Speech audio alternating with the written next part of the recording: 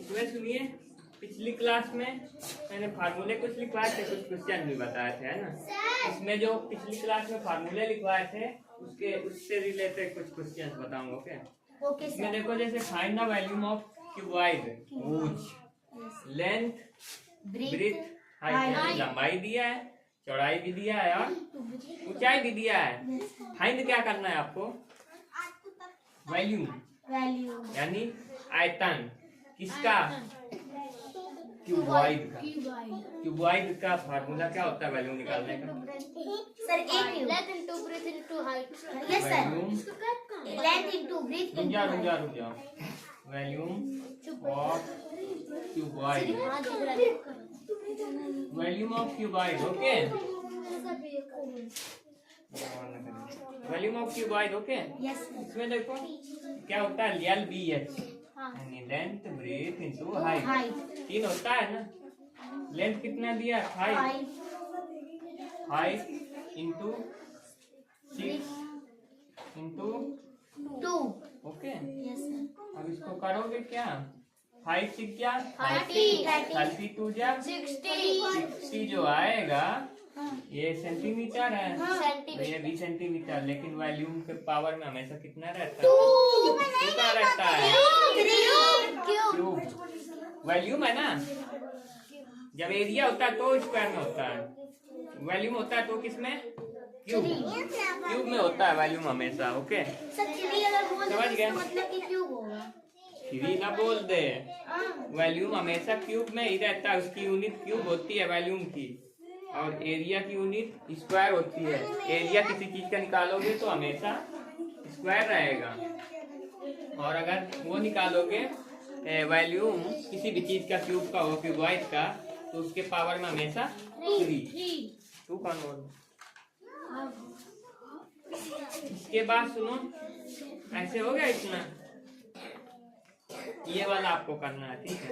एक बता दिया मैंने, एक आपको। इसके बाद find the length of rectangle whose area and breadth are, यानी आपको करना क्या है? अभी लिखिए नहीं, आपको करना क्या है? एरिया फाइंड करना है। किसका? Rectangle. Find the length of rectangle, यानी लंबाई फाइंड करनी। क्या फाइंड करना है? लंबाई ऑफ किसका? रेक्टेंगल का। हुज एरिया एंड ब्रेथ, यानी जिसका एरिया भी दिया रहेगा और चौड़ाई भी दी रहेगी, ब्रेथ भी दिया रहेगा। फाइंड आपको क्या करना रहेगा? लेंथ यानी लंबाई किसी चीज की, है ना। तो इसका तरीका क्या है? देखो, ये जैसे क्वेश्चन है, एरिया दिया तो 3 सेंटीमीटर स्क्वायर, क्योंकि स्क्वायर में रहता है एरिया। हाँ, उसके बाद ब्रेथ दिया 6 सेंटीमीटर। हाँ, तो करोगे क्या? आपको निकालना क्या है? लेंथ। फॉर्मूला क्या होता है लेंथ निकालने का? अगर रेक्टेंगल का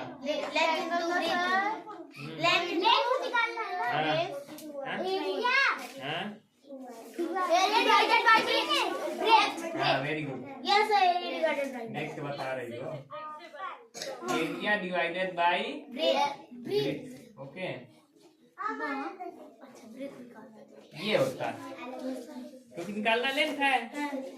हाँ, निकालना लेंथ है, इसमें एरिया और ब्रेथ दिया हुआ है, फार्मूला हो जाएगा एरिया डिवाइडेड बाय ब्रेथ। ठीक है, तो लेंथ आपको निकालना है। एरिया कितना दिया हुआ है ऊपर देखो,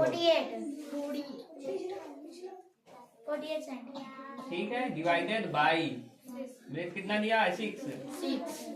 करोगे क्या? डिवाइड करो ना। 6 टेबल 48 कितने भाग में? 8 भाग में। तो यानी लेंथ बराबर कितनी आ जाएगी? 8। Length equal to 8। किसमें दिया? सेंटीमीटर में। सेंटीमीटर। लेकिन एक चीज ध्यान रखने वाली जो चीज है, पावर में इसमें पावर में 3 नहीं रहेगा, 2 रहेगा, क्योंकि ये वॉल्यूम नहीं है। एरिया दिया है आपके स्क्वायर, लेंथ है ना, लेंथ कभी पावर में 2 3 नहीं रहेगा, सिर्फ सेंटीमीटर रहेगा। हाँ, बताओ सही है? Yes sir. हाँ, ठीक है।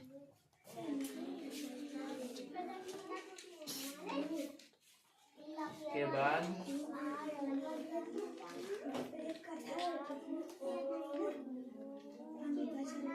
आवाज निकलिया था ना।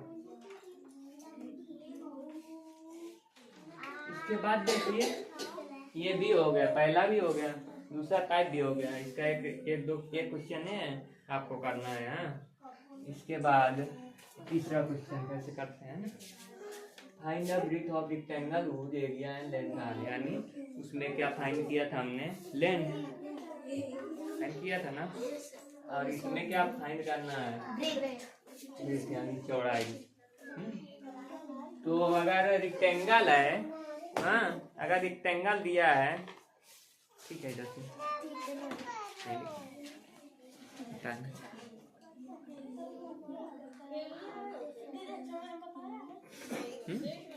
अगर देखो जैसे रेक्टेंगल है, जैसे लेंथ निकाला, तो लेंथ का क्या होता है, एरिया डिवाइडेड बाय ब्रेथ। इसमें देखो रेक्टेंगल का क्या निकालना है, लेंथ, ब्रेथ नहीं, ब्रेथ निकालना है, लेंथ और एरिया दिया हुआ है ना।